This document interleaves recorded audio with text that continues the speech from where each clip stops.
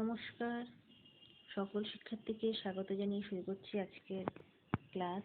আজকে আমি একটি বিশেষ কারণে এই ক্লাসটি করছি, কারণ আমাকে কয়েকজন বলছে যে স্বরবর্ণ অ, আ এই দুটো লিখতে প্রথম যেহেতু তাদের একটু অসুবিধা হচ্ছে।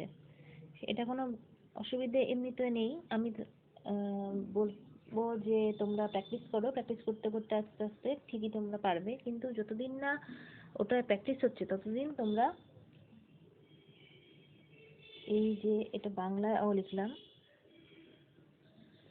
আর বাংলায় আ লিখলাম, তো এখানে দেখো যেটা আমি শিখিয়েছিলাম সেটা ছাড়াও, অর্থাৎ যদি তোমরা একান্তই এই অটা লিখতে না পারো তাহলে তোমরা এই যে অ এটা লিখে মোটামুটি কাজটা চালাতে পারবে। এটা লিখলেও নম্বর দেবে। তো এইখানে একটা আমি তাই অ দেখালাম, এই জন্য আজকে পড়ব। আর আ তোমরা এটা অনেক সহজ হবে, তোমরা এটা নিশ্চয়ই পারবে। এই হলো আ। তো এইভাবে অ এর জায়গায় এই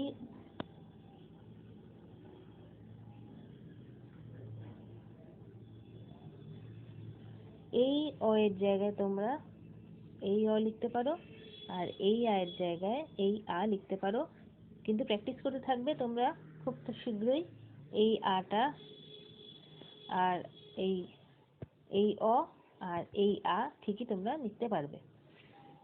তো এই জন্য আজকে আমি ছোট ভিডিওটি করলাম। নিশ্চয়ই তোমাদের এটি সুবিধাজনক বলেই মনে হবে। তোমরা নিশ্চয়ই আর কোনো সমস্যা পড়বে না এরপর থেকে যখন অ আর আ লিখবে।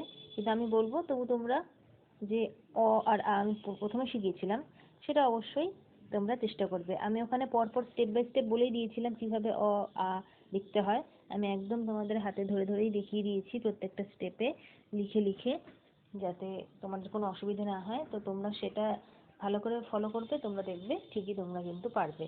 আর যদি নতুন কেউ এখন এই ভিডিও দেখে থাকো তাহলে আমি তাদেরকে বলবো তোমরা আমার আগের যে ভিডিওটি আছে, যাতে পরপর আমি স্টেপ বাই স্টেপ স্বরবর্ণ ব্যঞ্জনবর্ণ শিখিয়েছি, সেই ভিডিওটা অবশ্যই দেখে নিও। আমি এই ভিডিও শেষে লিঙ্কটি শেয়ার করে দিচ্ছি, সেখানে সেই লিঙ্কের উপর ক্লিক করলে তোমরা ওই ভিডিওতে পৌঁছে যাবে।